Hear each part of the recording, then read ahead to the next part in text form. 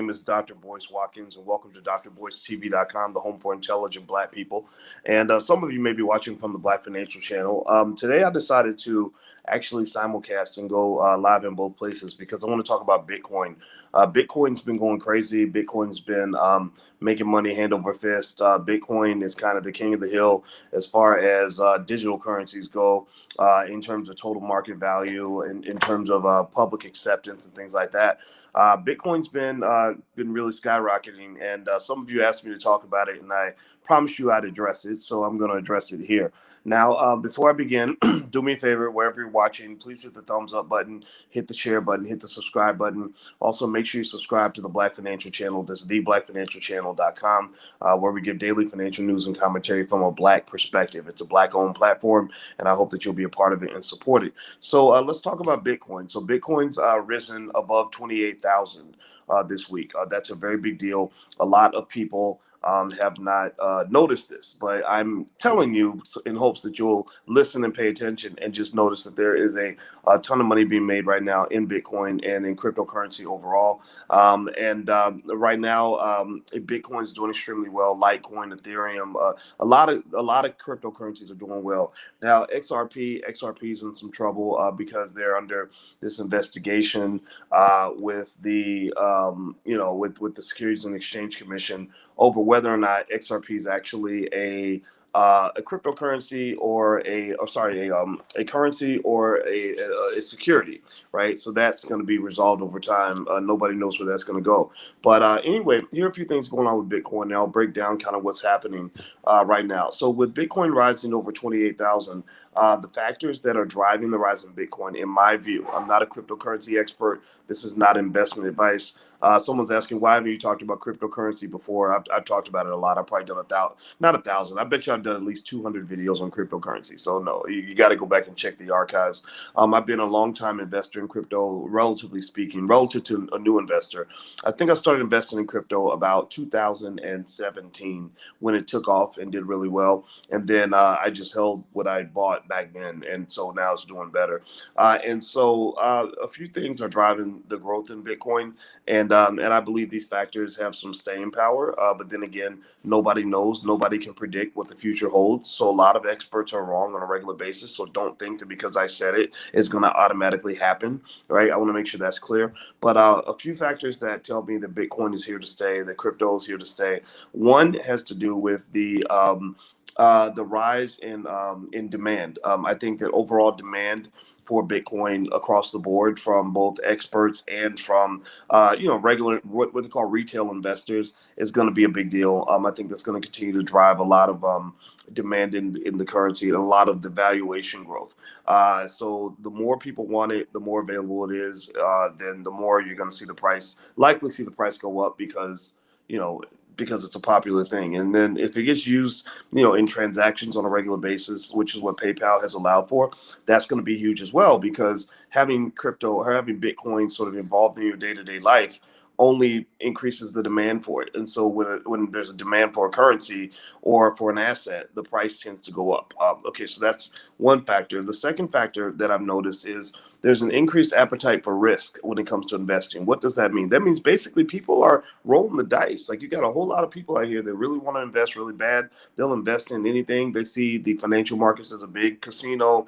So it's or their replacement. Maybe they're, some of them are gambling addicts who just love, looking for something to do during the pandemic and then beyond. And I believe that a lot of this appetite for risk is going to drive Bitcoin, because now that everybody's talking about it, that's going to also increase the demand for Bitcoin, in my opinion, as well. The third component that I've seen is that billionaires and smart money are interested in Bitcoin. The biggest of all that I saw that really raised my the hair on my ears a little bit and piqued my spidey senses is a company called BlackRock. BlackRock investing, from what I understand, they control about $8 trillion in assets. BlackRock is big. BlackRock is almost as big as the freaking U.S. About it, like, I don't know, maybe like the amount of assets they control is about a third of the debt of the United States government. That's how much that BlackRock controls. And BlackRock, this massive behemoth of a financial institution, just put out a job posting looking for experts in blockchain and cryptocurrency. So a lot of people are like, ooh, BlackRock's in the game. I'm going to get in the game ahead of BlackRock, because when BlackRock gets in the game, BlackRock does not play. Do you hear me? Do you hear what I'm saying? Give me a yes if you hear the words that are coming out of my mouth.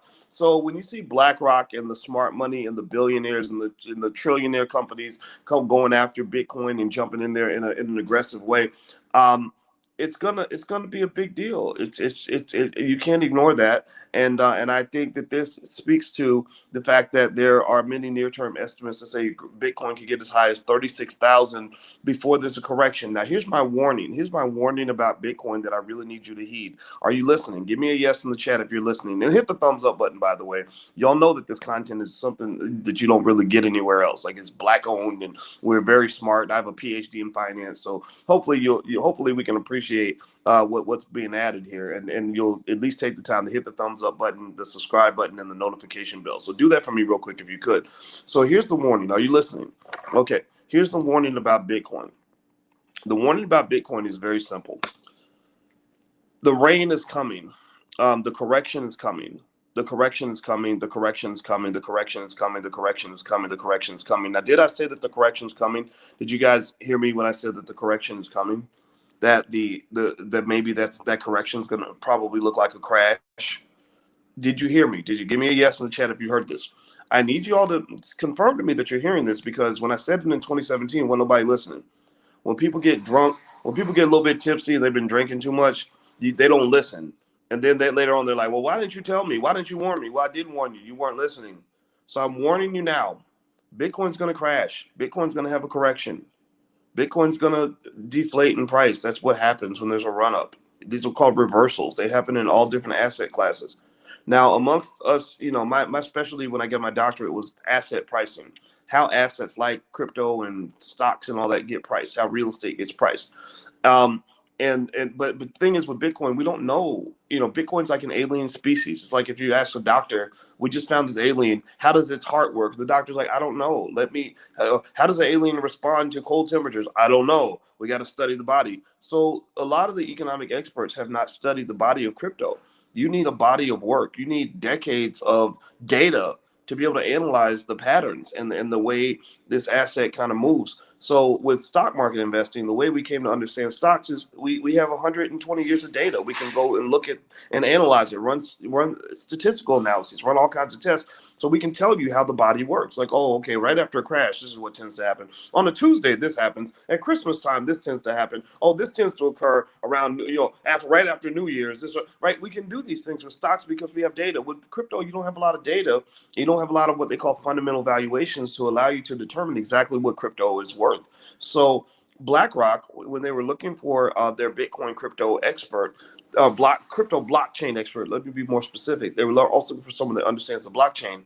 One of the things they said they were looking for is somebody who can tell them what the fundamental values are. They don't know what the fundamental valuations are. They just know what people want. And then they kind of have an idea that there's value being created by Bitcoin, but they can't exactly explain it. You can't exactly put your hands on it. That's why people like Warren Buffett are afraid of it, right? Because Warren Buffett, unfortunately, because he's old, he's the man, his investing principles came from a book called Graham and Dodd.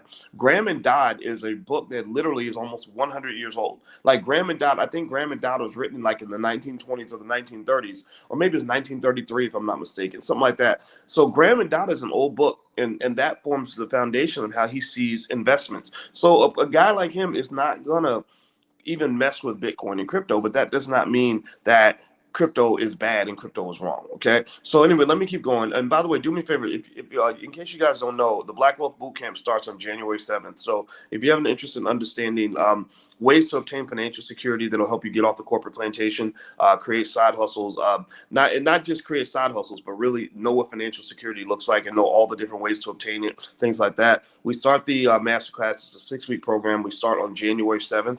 So you can go to blackwealthbootcamp.com. The URL is right there on the screen. It's blackwealthbootcamp.com. All right. So a couple more factors with Bitcoin that I believe could be driving the price is one is what I call the fear factor. The fear factor is that the global economy is very nervous and rickety. You might see some improvements in your investments, maybe because of the stimulus deal that was just passed and things like that. but for the most part, there's a lot of uncertainty, and when there's more uncertainty, people tend to move toward things like gold. And Bitcoin's been described as digital gold, but that's yet to be determined. That's just the theory. I don't think Bitcoin's really proven itself to be a reliable digital gold, but that's what a lot of people are tagging it as, and I'm not going to say that they're wrong. And the last piece, which connects to the fear factor issue, is inflation. You saw that your government just printed out a whole bunch of money to pay for this ridiculous stimulus package, which I actually did an analysis on it yesterday, where I pretty much just expressed a lot of raw rage over the fact that they screwed the American people with this thing. They pushed this 5,000 page bill into the faces of Congress and said, here, sign this, sign this, sign this. And they literally didn't even give them time to read it. So they were literally signing something that they had not read. And it was also tied to this other 1.4 trillion behemoth of an omnibus bill, which doesn't make any sense. And so they kind of just got all their pet projects pushed through by using COVID as kind of the headliner. In a way, it's like boxing. In boxing, what they do with boxing matches, anybody ever notice that when you watch a Floyd Mayweather fight, it's never just the Floyd Mayweather fight? Anybody ever notice that? Like when you watch a Floyd Mayweather fight, it's never just Floyd. It's always Floyd plus two or three undercards, right? Two or three fights that you didn't know about, two or three fights you didn't care about, two or three fights that you didn't even want to watch, two or three fights where you wouldn't have even wasted your time if they were being sold to you alone, right? But the reason that you watch these other ridiculous fights that you didn't even want to watch is because they attached it to the thing you wanted. They attached the undercards to the Floyd Mayweather fight. So basically, this omnibus bill, to me, was the undercard to the COVID relief package. And really, the COVID relief package in general is an undercard to the stimulus checks. So because they know everybody wants the stimulus checks, right? If I give me a yes or no, if you're happy that check is coming, right? Most people wanted some sort of check, even if it's $600. Everybody just wanted a check. They attached the check to all the things that you didn't want, all the things you didn't vote for, like, for example, sending $135 million to Burma or giving $1 billion to the Smithsonian, which is actually closed, by the way. And so that's bad. That's creating inflationary pressure. That's going to drive up the price of Bitcoin in the eyes of many experts. One thing that could have a chilling effect on Bitcoin, in my opinion, is also it's this whole situation with XRP being sued by the Securities and Exchange Commission. Now, here's the deal. The reason that the XRP lawsuit from the SEC is first of all, it's wrong. The SEC is wrong, in my opinion. I don't think that XRP is a security. I believe it's a currency. That's the whole law. That's what the suit's about. It's about that distinction between being a currency and a security. They're saying it's a security. I say it's a currency, and I agree with XRP on this because the Justice Department, in fact, has actually defined XRP as a currency already. So I'm just shocked that they're even doing this lawsuit. But remember, the government, as we showed with this ridiculous stimulus package, the government does whatever they want. So basically, all the cryptocurrencies, Bitcoin and everybody else, they're watching the XRP suit to say, okay, well, we know that they're probably not going to come after Bitcoin as a security because that's already been kind of decided and settled. Bitcoin is a little more crystal clear because Bitcoin has a finite supply. You kind of mine the Bitcoin, you get it in a different way. Whereas XRP was kind of hoarded by the owners, and they sell units of XRP whenever they need to raise money, which means they're selling XRP almost the way you issue shares of stock. So that can cause an issue. That can cause a problem. So the Bitcoin is not worried about being taken down like XRP, in my opinion. What they're worried about is they're saying, okay, now that the police are in the neighborhood, they might start watching everybody's house a little more closely. So now that now that XRP is under this scrutiny, there are people that wonder, okay, is XRP gonna kind of drive, or does it represent some sort of newfound regulation that might sort of impede the progress of all cryptocurrencies? That might sort of, so the cops are there, they arrest your neighbor because he's slinging dope, and that's fine because you're not slinging dope. But maybe in your house, I don't know, maybe you're selling bootleg CDs or something, and you're kind of worried, like, okay, now that the police are in the neighborhood, I don't want to get caught selling my CDs. They might come over here and start snooping around my house, or they might just decide to harass me, right? They might decide to just jack me, like the rappers say, jack you for your ends, right? They might decide to just come in here and do a search on my house randomly just to harass me to get money out of me, right? Because the government is seeing what's going on with Bitcoin. They're watching the rise in Bitcoin, and the CEO of BlackRock actually made the point that that Bitcoin could disrupt the dollar, that Bitcoin could disrupt the dollar.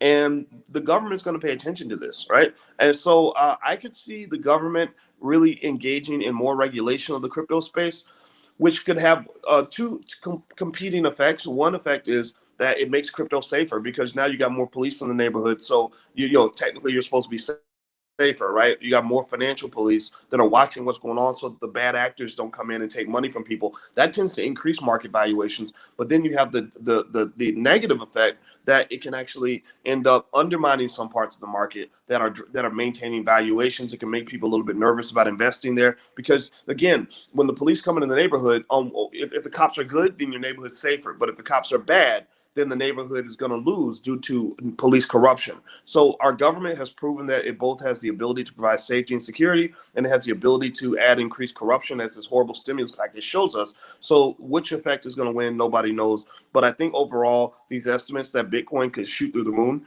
I think could have some merit to them. And I definitely am a heavy investor in Bitcoin and a bunch of cryptos, as I have been for years. Even after the crash, I just held on. But I warned you guys about the crash before, and I'm warning you again. Did you hear me when I gave you the warning? I want to make sure you hear me, because what's going to happen is when it crashes, inevitably, there are going to be people who are going to say, Dr. Boyce was telling everybody to buy Bitcoin, and now look what happened. So when people say that, it shows me you don't understand anything about investing, because number one, I told you that it was going to crash because all the assets have crashes at some point. It's called a correction. Number two, you don't you're calling the game in the first 5 minutes. You don't watch 3 minutes or 5 minutes of an NBA game and determine who the winner is. You wait till the game ends. You go through the first quarter, second quarter, third quarter, fourth. Bitcoin ain't even halfway done with the first quarter. Bitcoin just got started. So a long-term investor has a lot more perspective than a short-term investor. Short-term investors are financially stupid. So don't listen to financially stupid people. Listen to people who know what they're talking about. And the people that know what they're talking about see something here with crypto. And sometimes, just like basketball, just because they see something doesn't mean that it's going to win. Just because you see a good shot doesn't mean it's going to go in, but that doesn't mean it wasn't a good shot just because it didn't go in. Do you follow what I'm saying? Give me a yes or no in the chat if you get my analogies. I like to use analogies to help you understand. But a bad shot is not a shot that didn't go in. A bad shot is a bad shot, whether it went in or not. A good shot is a good shot, whether it goes in or not. So just be smart as you decide what you want to do. This is not investment advice. This is me giving you my 2 cents. The reminder tonight, we're doing an event called Reclaim Your Brain. This is a great event for people that want to learn how to actually make money from what's in your head. So this is great for people that want to be coaches or consultants, that want to, I don't know, create a YouTube channel and learn how to monetize that. For people that maybe want to become public speakers, Al Duncan's joining me. He's actually given hundreds of speeches and made millions of dollars, so he can tell you all about that. It might be good for people that want to teach an online class. So if you'd like to join us, you can go to drboyceseminars.com. It's being hosted by the Black Business School, and it doesn't cost that much. It's drboyceseminars.com. So feel free to go take a look and join us tonight at 8 p.m. Eastern if you'd like to be there. Hit the thumbs up button, share, subscribe button if you haven't done it yet. I'm out of here. It's time to go eat breakfast. So I'll see you guys soon. Have a great day. And I'll talk to you a little bit later. Be good. Peace.